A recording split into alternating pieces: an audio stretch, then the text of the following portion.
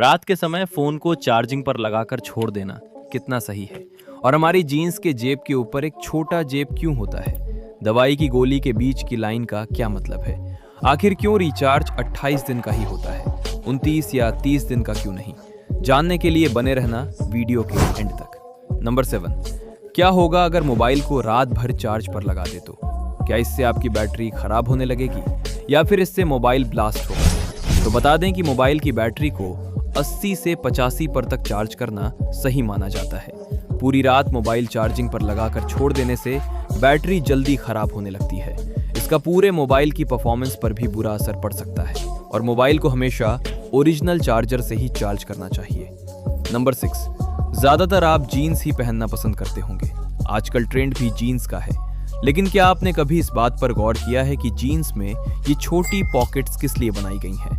आप सोचते होंगे कि ये पॉकेट्स भी पैसे रखने के मकसद से बनाई जाती होंगी, लेकिन हकीकत कुछ और ही है। आज हम आपको बताते हैं कि आखिर इस जेब के पीछे क्या राज छिपा है। दरअसल जीन्स में छोटी जेबों को बनाना लेविस कंपनी ने 1873 में शुरू किया था। इन जेबों का नाम वॉच पॉकेट है।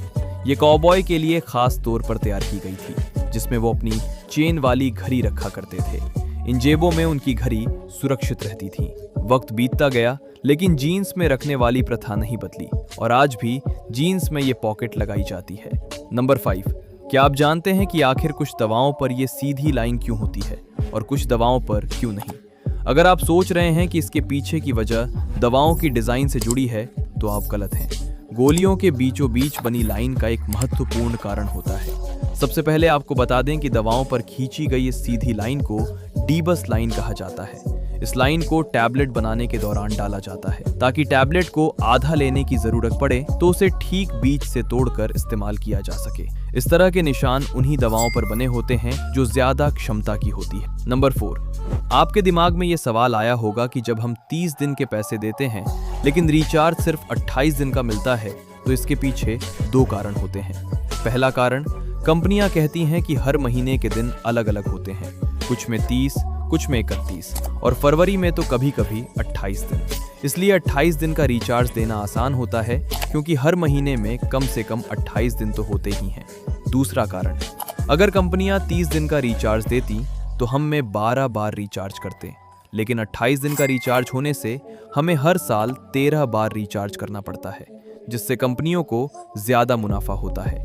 यही कारण है कि हमें 30 दिन के पैसे देने पर भी सिर्फ 28 दिन का रिचार्ज मिलता है। नंबर 3, क्या आपने सोचा है कि अब तक कितनी सरकारें आईं और चली गईं, लेकिन इतनी हानिकारक होते हुए भी सिगरेट पर बैन क्यों नहीं लगाया? ऐसा इसलिए है क्योंकि सिगरेट इंडस्ट्री भारत सरकार के लिए 35,000 करोड़ रुपए उत्पन्न करता है और संपूर्ण तंबाकू इंडस्ट्री 11 लाख करोड़ रुपए उत्पन्न करता है, जो TCS के वैल्यूएशन के बराबर है। एक रिपोर्ट के मुताबिक अगर भारत सरकार सिगरेट पर बैन लगाती है तो 10 करोड़ भारतीय सिगरेट खरीदने के लिए ब्लैक मार्केट में लाइन लगा लेंगे, जिसकी वजह से कंपनी का भी लॉस होगा और गवर्नमेंट का भी, और इसी वजह से गवर्नमेंट इन कंपनियों पर बैन नहीं लगाती।